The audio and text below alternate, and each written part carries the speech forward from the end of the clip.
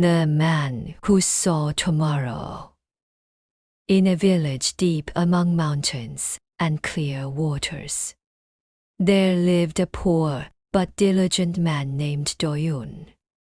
He used to say, "If a person lives well today, that is enough." But the world was not so simple.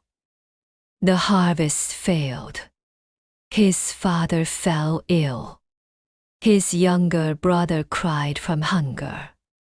One day, while gathering firewood in the mountains, Do-yun lost his way in thick fog. "At this rate I may die here." Through the mist, he saw a shabby thatched cottage. An old man with white hair opened the door. After studying Do-yun for a long moment, he asked, "Do you wish to know tomorrow?" Do-yun gave a faint smile.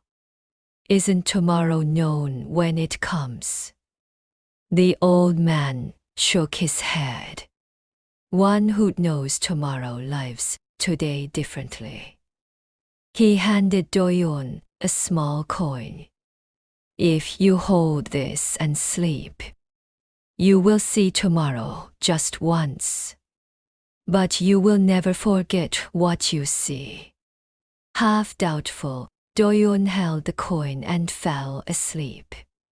That night, he saw himself, his father's funeral, his brother collapsing from hunger, himself bent over as a servant in another man's house.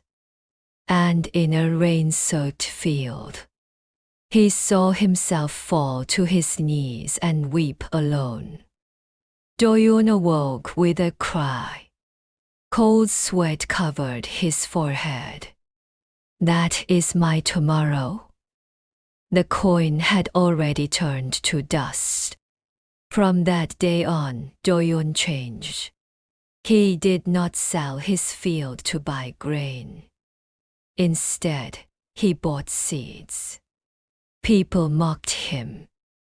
"You can barely eat today, and you buy seeds." Silently, he tilled the soil.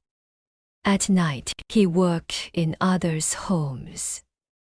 By day, he stayed beside his sick father. He taught his brother to read. "Why are you doing all this?" his brother asked. "I have seen tomorrow." A year passes. The seeds sprouted. His field became the most abundant in the village. Hunger faded. His brother became the top student in the village school. When asked how he made such choices, Do-yun smiled. "I merely changed today."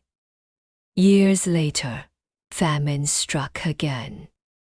The villagers came to him. "You know how to survive, don't you?" Do-yun opened his granary. "Tomorrow is not about surviving alone. It is about surviving together." He shared his grain. "Then what about you?" they asked. "I have already starved once."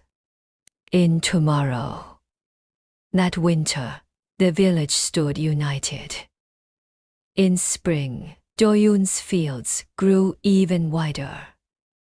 They called him the man who saw tomorrow. But he never spoke of the coin again. He would only say, "If you wish to know tomorrow, imagine the worst it could become. Then today will change." When Do-yun lay dying, his brother asked, "Did you truly see tomorrow?" Do-yun smiled faintly. "No.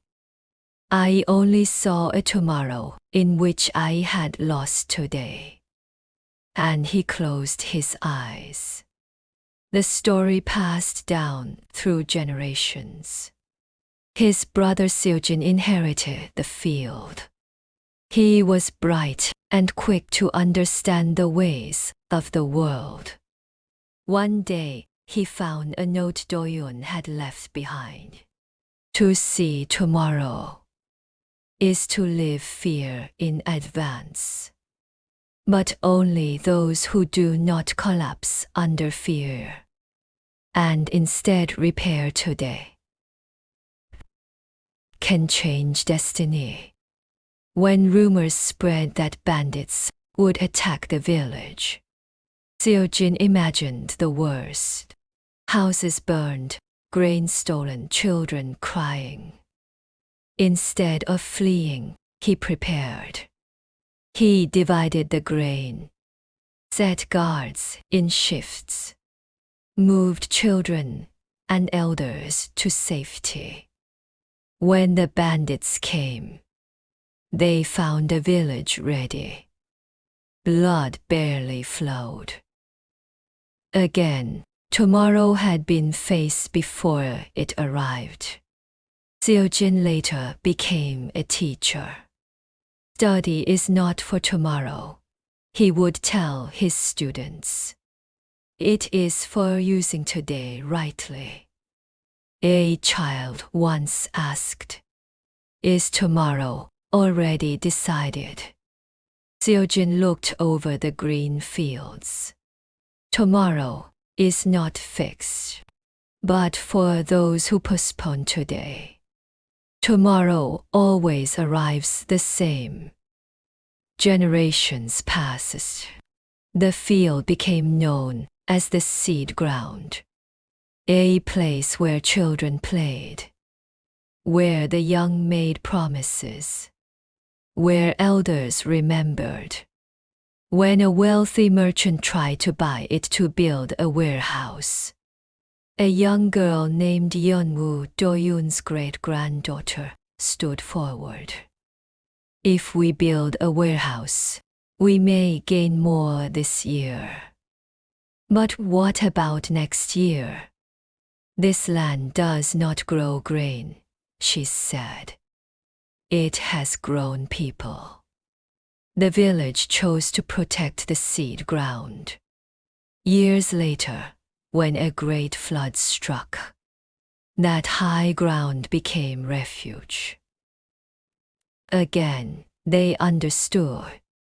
Tomorrow is not something to wait for. It is something to prepare a vessel for.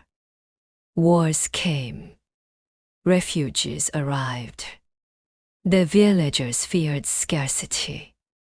An old man said quietly, "The tomorrow we fear is the one they are already living." The granaries opened.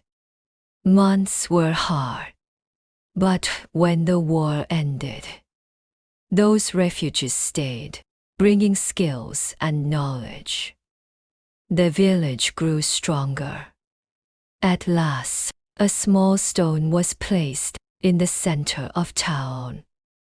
Those who corrected today protected tomorrow.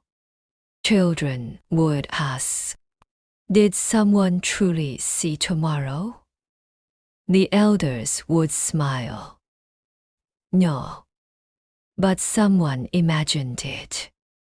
And so the tale ends.